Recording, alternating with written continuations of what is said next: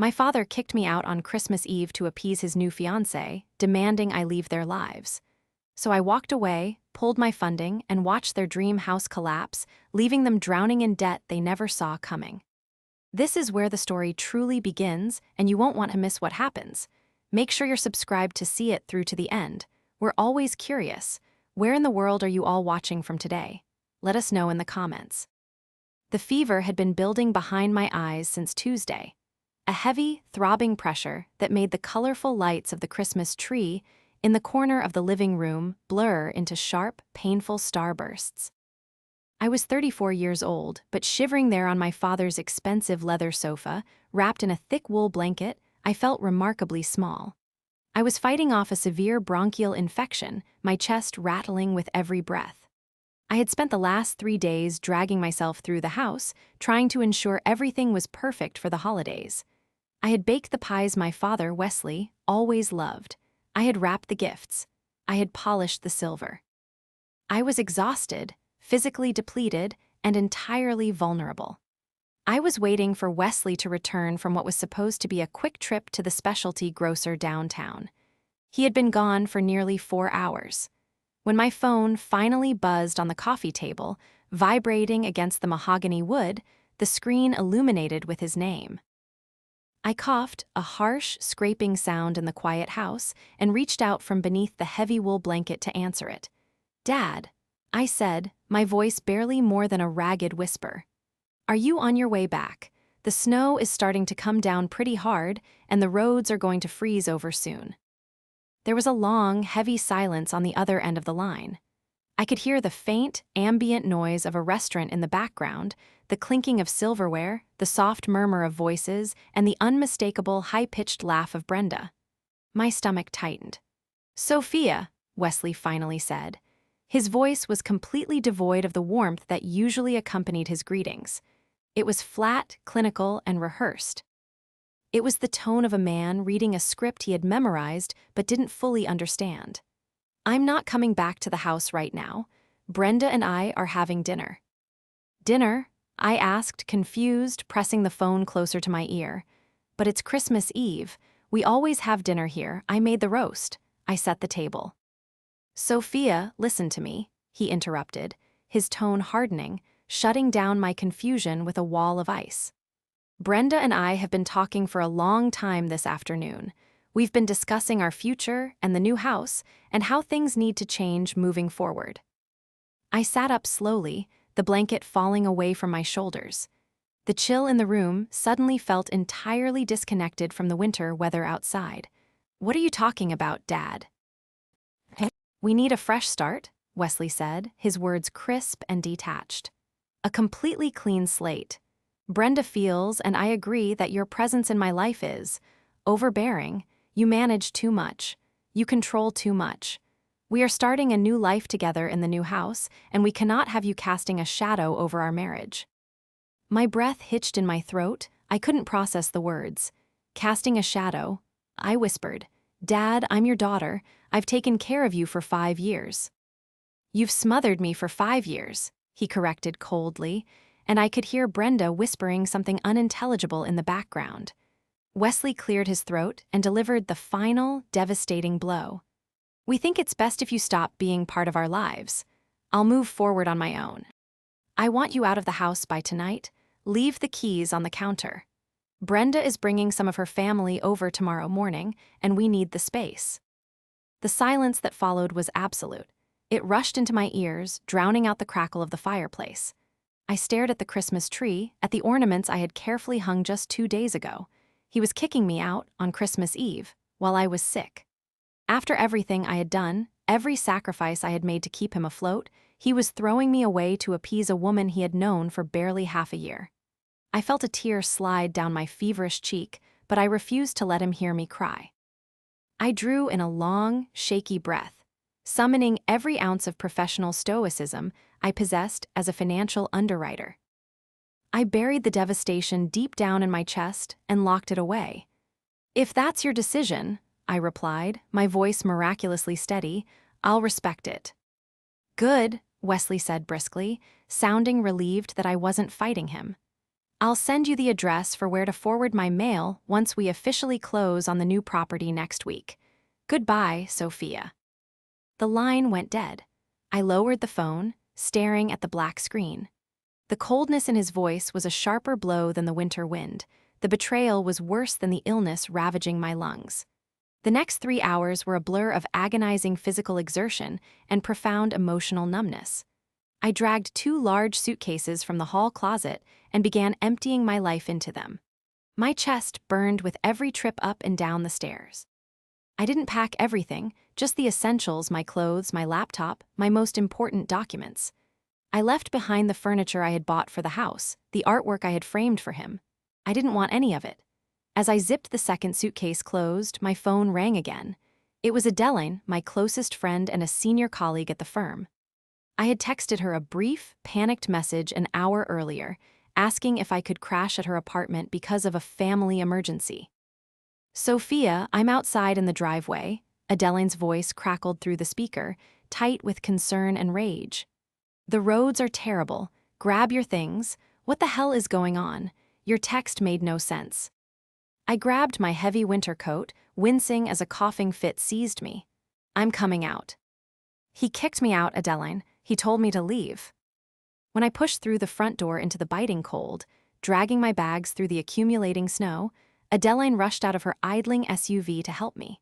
She took one look at my pale, fever-flushed face and swore loudly under her breath. She hoisted my bags into the trunk while I climbed into the passenger seat, wrapping my arms around my shivering torso. "What do you mean he kicked you out?" Adeline demanded as she put the car in reverse, the tires crunching loudly over the icy driveway. "It's Christmas Eve. You're sick. Did you guys get into a fight?" "No," I rasped, staring out the window at the house I had maintained for half a decade, watching it fade into the dark, snowy night. "There was no fight. He just called me from a restaurant. He was with Brenda. He said I was overbearing. He said they need a clean slate and that I'm not to be part of their lives anymore." Adeline gripped the steering wheel so hard her knuckles turned white. "That arrogant, ungrateful old man," she hissed. "After everything you've done for him, after you practically gave up your late 20s to nurse him through his depression. And who the hell does Brenda think she is?" "She thinks she's his future," I murmured, closing my eyes as a wave of exhaustion washed over me. We drove in silence for a long time, the rhythmic squeak of the windshield wipers the only sound in the car. As we neared Adeline's apartment building, my phone chimed with an incoming text message. I opened my eyes and looked at the bright screen. It was from Wesley. "Make sure you leave both sets of spare keys on the kitchen island. Brenda's sister is taking your old room, and we need to get in early tomorrow to start painting. Do not contact me regarding the new house purchase. My lawyer will handle the closing on Tuesday without you. We are having your name pulled from the documentation tomorrow morning." I stared at the text. I read it twice. And then, despite the fever, despite the crushing weight of the betrayal, a strange, hollow sensation began to bloom in my chest. It wasn't sadness anymore. It was the cold, calculating clarity of a financial underwriter looking at a fatally flawed spreadsheet. He was having my name pulled from the documentation.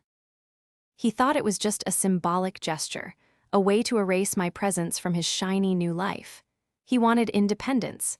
He wanted to look like the wealthy, capable patriarch in front of Brenda. I locked my phone and rested my head against the cold glass of the passenger window. They wanted me out of the picture. I would give them exactly what they asked for. But they had forgotten one crucial thing. Without my name on that specific documentation, the entire foundation of their perfect new life was destined to collapse.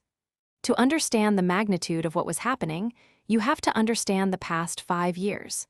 When my mother passed away suddenly from an aneurysm, Wesley completely fell apart. He was a retired structural engineer, a man who had spent his life building bridges and commercial high-rises, but without my mother, his own structural integrity crumbled. He stopped paying bills. He stopped maintaining the house. He nearly lost his pension due to a series of incredibly reckless financial decisions made in the fog of his grief. I was 29 at the time, just beginning to make a serious name for myself in the corporate underwriting world. but I put my life on hold. I moved back into my childhood home. I took over his finances, organized his debts, and slowly pulled him back from the brink of total ruin. I set up a strict budget. I managed his investments. I became the parent, and he became the dependent. I didn't mind it. I loved him. He was my father, and I was all he had left. Or so I thought, until Brenda walked into a local charity gala 6 months ago and set her sights on him. Brenda was 42, though she claimed to be 39. She introduced herself as a high-end art consultant and gallery curator, a title that sounded incredibly impressive until you realized she had no actual gallery, no verifiable clients, and her primary source of income seemed to be the wealthy, older men she dated. She was immaculately polished, designer clothes, perfect hair, and aggressive perfume that lingered in a room long after she left it. From the very first time Wesley brought her to the house for dinner, I knew exactly what she was. I remember sitting across from her at the dining room table. She spent the first 20 minutes complimenting the crown molding, but her eyes were constantly cataloging the value of the room. "Wesley tells me you're a financial underwriter, Sophia," Brenda had said, swirling her wine glass, her manicured nails tapping against the crystal. "That sounds so stressful, dealing with all that money. And you manage Wesley's estate as well. That must be a heavy burden for a young woman." "It's not a burden," I had replied evenly. "It's family." Brenda offered a smile that didn't reach her eyes. "Well, he's so lucky to have you. But a man like Wesley, he needs to spread his wings, don't you think? He shouldn't be tied down by the past." Over the next few months, Brenda systematically isolated him. She complained that my budget was too restrictive, that I was treating him like a child. She convinced him that he needed a new home, a grand estate where they could entertain her high society friends. She found a massive, sprawling property in the wealthiest suburb of the city, a house that was easily 4 times what Wesley could comfortably afford on his fixed income. When the mortgage brokers balked at his debt-to-income ratio, Wesley had come to me, panicked and desperate, begging for my help. He told me Brenda would leave him if they didn't get the house. Out of blind, foolish love, I had stepped in. I didn't just co-sign, I leveraged my own immaculate credit. I restructured the financing through a private portfolio lender I worked with professionally. And most importantly, I put down the mandatory $150,000 earnest money deposit directly from my own private trust account, money I had spent a decade saving. I had structured the purchase contract meticulously, as any underwriter would. I built in strict contingencies to protect my investment.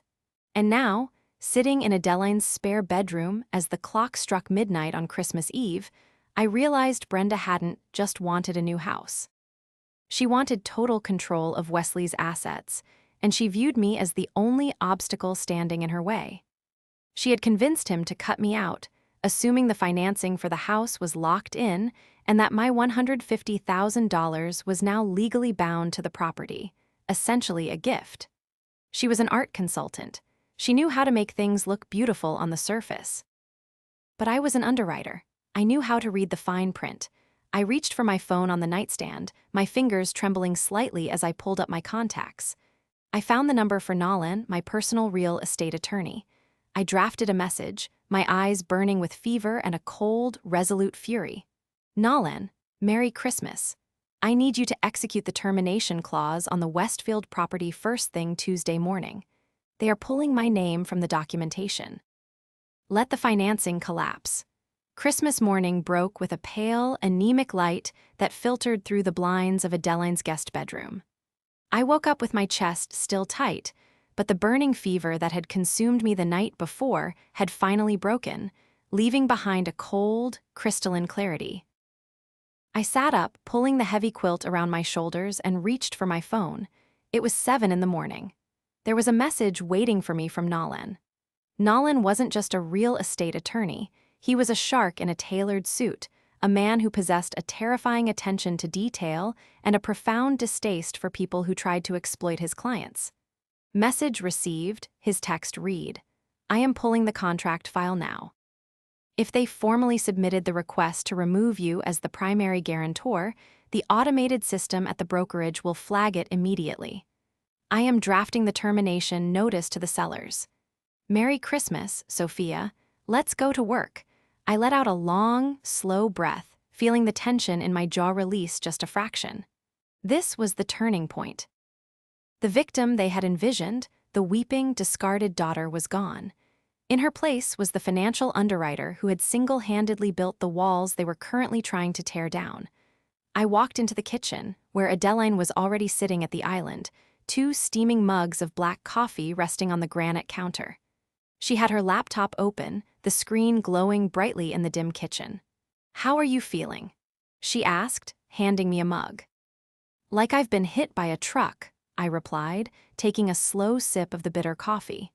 "But my mind is clear. They are officially pulling my name from the documentation today. They think it's just a matter of erasing me off the title."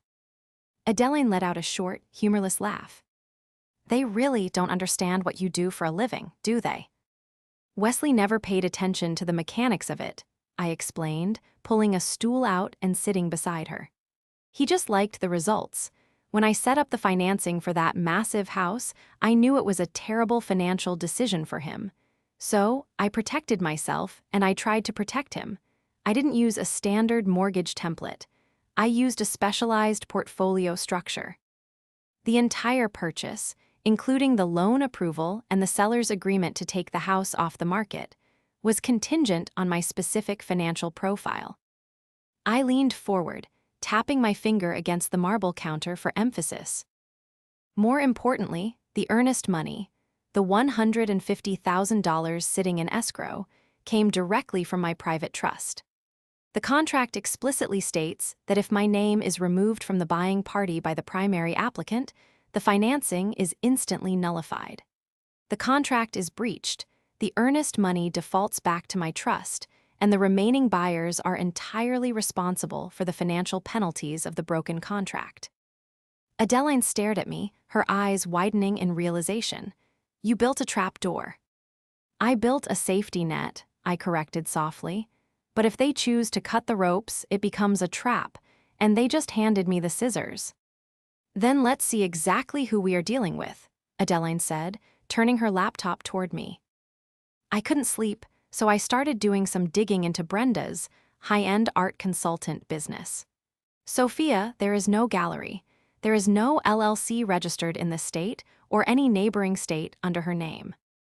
For the next 4 hours, we transformed her kitchen island into a war room. We bypassed the standard search engines and dug into public court registries, property tax records, and civil dockets. What we found was a staggering, methodical history of deception. Brenda wasn't an art consultant. She was a highly efficient parasite. We found 2 separate bankruptcies filed in different states under slightly altered middle names. We found civil judgments for unpaid rent on luxury apartments. But the most damning piece of leverage was a heavily documented civil suit from 3 years prior in Arizona. An elderly widower had sued her for fraud after she systematically drained his retirement accounts while claiming she was investing the funds into non-existent contemporary art. "She settles out of court right before it goes to trial," Adeline muttered, scrolling through the dense legal jargon of the docket. "She bleeds them dry, pushes them to the brink, and then vanishes before a judge can formally convict her. And now she's doing it to Wesley." "Not anymore," I said, closing my eyes as a fresh wave of adrenaline washed over me. "Not this time." The fallout happened exactly when Nolan predicted it would. By late afternoon, the winter sky had darkened, and the snow was piling heavily against the windows. I had spent the afternoon resting, drinking water, and compiling a digital dossier of every piece of evidence Adeline and I had uncovered. I was sitting on the sofa, staring at the television without really seeing it, when my phone screen lit up. It was a text message from a number I didn't recognize, but the signature told me everything I needed to know. It was Wesley's attorney, a man named David, whom Brenda had recently hired to replace Nolan. "Sophia," the text read, "we are facing a serious legal and financial problem regarding the property closing. Your father's earnest money has been frozen, and the sellers are threatening immediate legal action for breach of contract. Please answer your phone. I exited the text thread and looked at my call log. In the span of my short afternoon nap, I had accumulated 36 missed calls, 36 frantic, desperate attempts to reach me. The silence of my phone had finally been broken. Just as I read the text, the phone began to vibrate in my hand again. It was Wesley's number. I took a deep breath, centered my emotions, and pressed answer. "Hello," I said, my voice calm and perfectly steady. "Sophia. What the hell have you done?" It was Wesley. It was Brenda. Her voice, usually so carefully modulated and dripping with artificial sweetness, was shrill, bordering on hysterical. The polished facade had completely cracked. "I haven't done anything, Brenda," I replied, keeping my tone entirely conversational, as if we were discussing the weather. "I simply respected my father's wishes. I packed my things and I left." "You canceled the financing," she shrieked, the sound echoing harshly through the speaker. "David just called us. The escrow account is empty. The bank is saying the loan is dead and the sellers are keeping the house and suing us for damages. You need to call your bank right now and fix this banking error. Right now, Sophia, or I swear to God I will have you arrested for grand larceny." I let her scream. I listened to her heavy, panicked breathing on the other end of the line. I didn't interrupt her poorly executed threats. I let her expose her desperation. "There is no banking error, Brenda," I said slowly, ensuring every word landed with maximum impact. "The earnest money was mine. It was wired from my trust. When Wesley, under your brilliant guidance, submitted the paperwork to sever me from the contract this morning, the contingencies I authored were triggered. The contract is breached. The money reverted to my account. I am no longer legally or financially associated with that property." "You little brat," she hissed, her voice trembling with absolute fury. "You planned this. You set us up. Wesley is your father. You're ruining his dream." "No, Brenda," I countered, my voice dropping an octave, cold and unyielding. "I was protecting his reality. Just like I'm sure that gentleman in Arizona wished someone had protected his reality 3 years ago.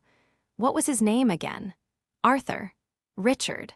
The one whose retirement you funneled into your imaginary art gallery before he took you to civil court." The silence on the line was instantaneous. It was profound. For 5 long seconds, there wasn't a single sound from her end. The shrill aggression vanished, replaced by the terrified silence of a cornered animal realizing the hunter knew exactly where it was hiding. I don't know what you're talking about," she stammered, the lie so incredibly obvious it was almost pathetic. "You're crazy. You're making things up because you're jealous." "I have the court dockets, Brenda," I stated simply. "I have the bankruptcy filings from Nevada." "I know exactly what you are. You wanted me out of the picture because you thought I was a naive daughter you could easily push aside. But I'm an underwriter. My entire career is built on finding the hidden risks, and you are the biggest, most obvious liability I have ever seen." She hung up on me. 10 minutes later, the phone rang again. This time, when I answered, it was Wesley. "Sophia," he began, his voice shaking. It wasn't the cold, authoritative tone from Christmas Eve.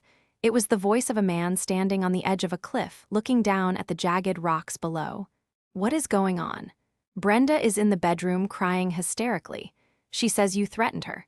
She says you're trying to destroy the house purchase out of spite."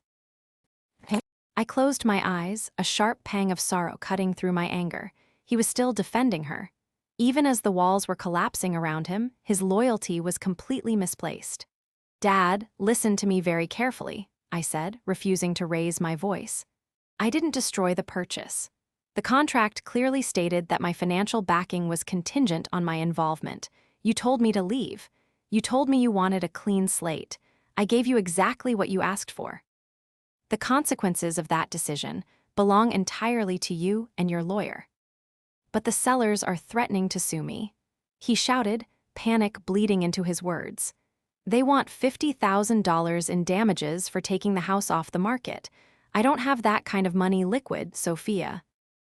You handle my accounts, you know that. You need to release the earnest money back into escrow immediately." "I am no longer your financial manager, Dad. Remember, I was too overbearing." "Don't do this to me, Sophia," he pleaded, his voice cracking. Brenda is a good woman. She explained that nonsense you brought up about Arizona. It was a misunderstanding with an abusive ex-partner. She was a victim. How dare you hire investigators to look into her past? You're paranoid. My grip on the phone tightened until my knuckles ached. The extent of her manipulation was breathtaking. She had already spun a web of lies to cover the Arizona lawsuit, playing the victim to secure his sympathy. She was escalating her deception, desperately trying to maintain her hold on him. "I didn't hire an investigator, Dad.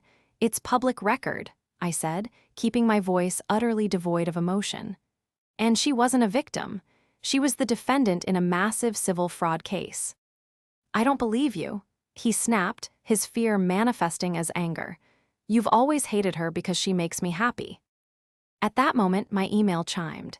It was Nalan. He had forwarded a comprehensive, legally certified file containing every piece of evidence we had requested, beautifully formatted and impossible to dispute. It wasn't just a list of accusations, it was sworn affidavits, bank records, and legal judgments. "You don't have to believe me over the phone," I told him, staring at the email attachment. "But you are going to have to face the reality of your situation. You are currently facing a massive lawsuit from the sellers, and your fiancé is a serial grifter with a documented history of financial elder abuse." "Stop it," Wesley yelled. "I will only discuss this further in a professional setting," I continued, ignoring his outburst.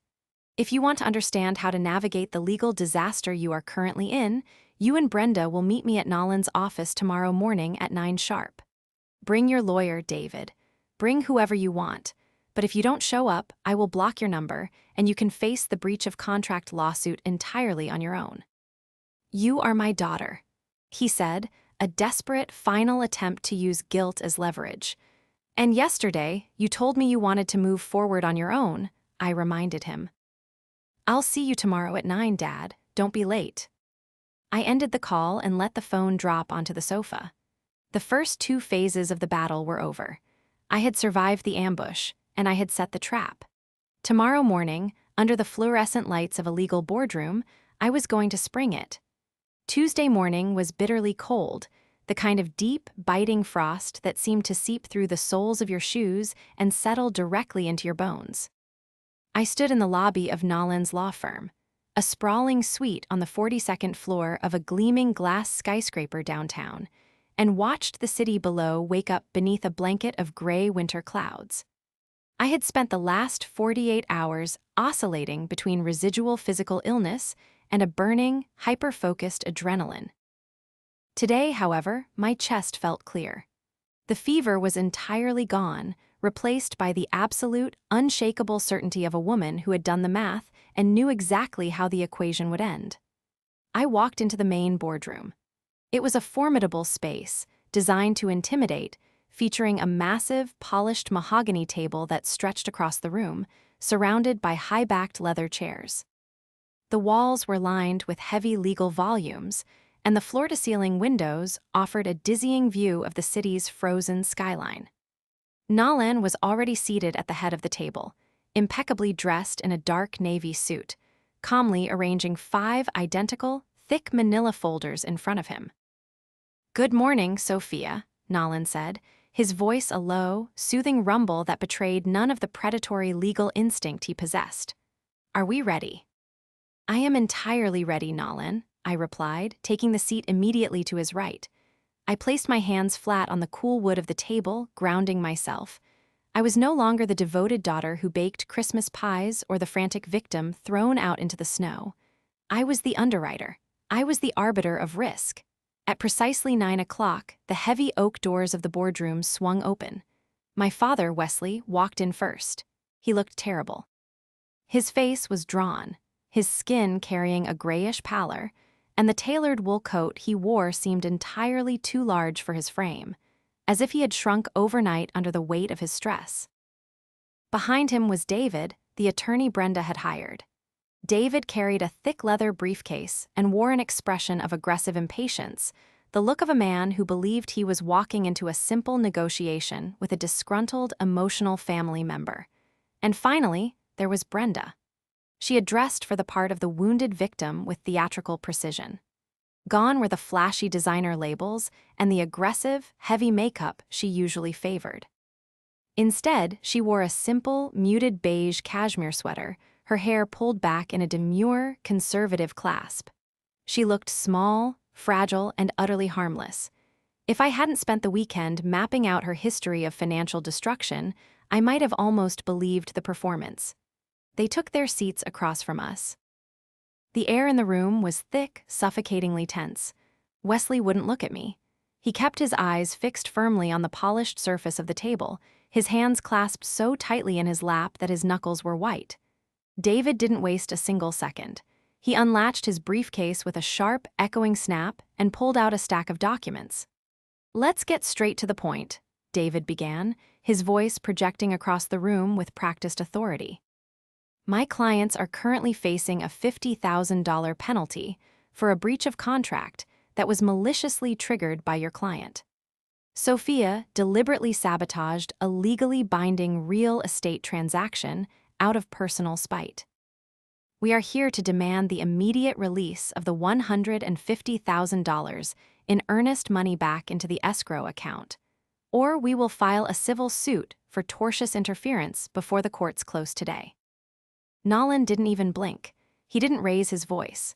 He simply rested his forearms on the table and leaned forward slightly.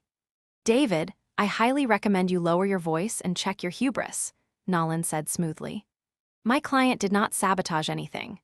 The purchase contract, which I personally reviewed and which your client, Wesley, willingly signed, explicitly stated that the funding was contingent upon Sophia's active participation as the primary financial guarantor. On the morning of December 25th, your client submitted a formal request to the brokerage to sever Sophia from the documentation. He pulled the pin on the grenade. The fact that he didn't understand the explosion would follow is not my client's legal burden." Brenda let out a soft, trembling sigh, reaching out to place a comforting hand over Wesley's tightly clenched fists. "Sophia, please," Brenda whispered, her voice cracking perfectly on the last syllable, projecting a masterclass in synthetic empathy. "Can't we just put this anger aside? I know you feel replaced. I know you're hurting. But you are destroying your father's financial future over a simple misunderstanding. We are a family. We should act like one." I looked directly at her. I didn't feel anger anymore. I just felt a cold, surgical precision. "We are not a family, Brenda," I said, my voice cutting through the quiet room like a diamond across glass.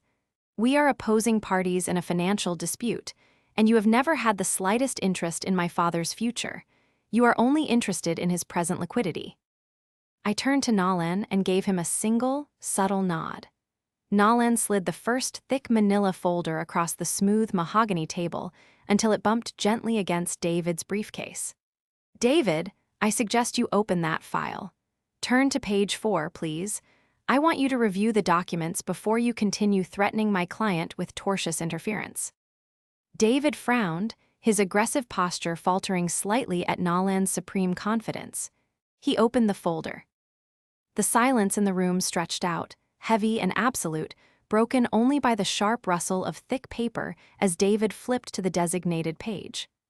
"What you are looking at, David," I began, my voice steady and unwavering, "is a certified bankruptcy filing from the state of Nevada, dated 6 years ago. The filer's name is Brenda Elaine Carmichael. It details the systematic liquidation of over $200,000 in marital assets, hidden from a former spouse through a series of shell LLCs registered as fake art consulting firms." David stopped reading.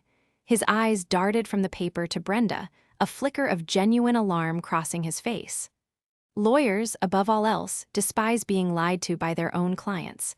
It leaves them exposed, vulnerable, and professionally compromised. "That's a lie," Brenda stammered, the fragile victim persona cracking instantly. She pulled her hand away from Wesley's and sat up straight. "That was my ex-husband's fault. He was abusive. He hid that money, and I took the fall to escape him. You have no idea what you're talking about, Sophia." "Then let's talk about Arizona," I countered, leaning forward, my eyes locked relentlessly onto hers. I slid the second folder across the table directly toward my father. "Dad, open the folder. Go to page 12. Wesley hesitated, his hands trembling violently as he reached for the manila cover. He opened it slowly, as if he knew whatever was inside was going to shatter his world. That is a sworn, notarized affidavit from a civil court in Maricopa County, Arizona, filed exactly 36 months ago. I recited from memory, the facts etched permanently into my mind. The plaintiff is an 81-year-old widower named Richard Evans. The affidavit details how a woman posing as a high-end art curator befriended him, isolated him from his adult children, convinced him to invest his life savings into a fictitious gallery, and then drained his accounts of nearly $400,000 before vanishing. I watched my father's eyes scan the page. I watched the color completely drain from his already pale face. "Look at the photograph attached to the police report on page 14, Dad," I commanded gently but firmly. Wesley turned the page. He stared at the glossy printed photo. A strangled, breathless sound escaped his throat. It was a surveillance still from an Arizona bank, clearly showing Brenda cashing a cashier's check. This isn't possible," Wesley whispered, his voice shattering in the quiet room. He looked up at Brenda, his eyes wide with a horrifying, desperate confusion. "Brenda, you told me you were living in Paris 3 years ago. You told me you were studying at the Louvre." Brenda's breathing became erratic. The calm, composed facade was entirely gone. She looked like a trapped animal, her eyes darting between David, Nalin, and the damning documents on the table. "They fabricated this, Wesley." She shrieked, her voice echoing shrilly off the glass walls. "She's a financial underwriter. She knows how to fake paperwork. She paid someone to make this up because she can't stand the fact that you love me more than you love her. She's a jealous, psychotic brat." "Careful, Brenda," Nalin warned, his voice dangerously low. "Slander on the record in a law firm is a bold strategy." David closed his folder with a heavy, definitive thud. He pushed his chair back slightly from the table, physically distancing himself from Brenda. "Brenda," David said, his voice cold and strictly professional. "You explicitly told me during our intake meeting that you had no prior civil judgments, no bankruptcies, and no history of financial litigation. You lied to me to secure my representation. Do your job and defend me." Brenda screamed at David, completely losing her composure. She slammed her perfectly manicured hands down on the mahogany table. "I am paying you to fix this." "Actually, my father is paying him," I corrected quietly. "Or he was." Wesley slowly raised his head. The confusion in his eyes had vanished, replaced by a profound, devastating clarity. The illusion he had so desperately clung to, the illusion of a fresh start, of youthful romance, of being desired, was dead. He looked at the woman sitting next to him, truly seeing her for the first time. He didn't see a sophisticated art consultant. He saw the parasite that had nearly consumed him. "The dates," Wesley murmured, his voice hollow and thick with unshed tears. "The dates on this Nevada filing. They line up exactly with the weeks you asked me for those emergency loans to cover your gallery's shipping costs. The loans you said you'd pay back once the house closed." "Wesley, baby, listen to me." Brenda tried, reaching for his arm again, her voice morphing back into a desperate, pleading whine. Wesley recoiled as if she had burned him. He stood up so quickly his heavy leather chair scraped loudly against the hardwood floor. He looked down at Brenda, his chest heaving, his face contorted with a mixture of rage, shame, and absolute disgust. "Don't you ever touch me again," Wesley said, his voice shaking with a quiet, terrifying fury. He turned his attention to his lawyer. "David, you are fired, or rather she is fired. I am officially retaining you exclusively to extricate me from this real estate disaster. Brenda is no longer your client, and I will not pay a single cent of her legal fees moving forward." Brenda's face twisted into an ugly, hateful sneer. The mask had completely melted away, revealing the pure, venomous resentment underneath. "You pathetic, broke old man," she spat, her voice dripping with venom. "You couldn't afford that house anyway. You're nothing without your daughter's permission. You're a weak, helpless dependent, and you always will be. Wesley didn't argue. He didn't yell. He simply looked at her with overwhelming pity. "Get out," he commanded softly. "Get out of my sight before I ask Nolan to call the police." Brenda grabbed her designer handbag, her face flushed dark red with fury and humiliation. She shot me one final, venomous glare, but I didn't look away. I held her gaze with the absolute, unyielding calm of a woman who had won. She spun on her heel and stormed out of the boardroom, the heavy oak doors slamming shut behind her with a definitive, echoing finality. The silence that settled over the boardroom after Brenda's departure was heavy, not with tension, but with the exhausting, breathless aftermath of a major storm. David cleared his throat awkwardly, loosening his silk tie. He looked at Wesley, then at Nolan. "Well," David said, his professional arrogance entirely deflated, "this significantly changes our posture." However, Wesley is still legally bound to the broken contract with the sellers. We are still facing a massive penalty. Nolan folded his hands neatly on the table.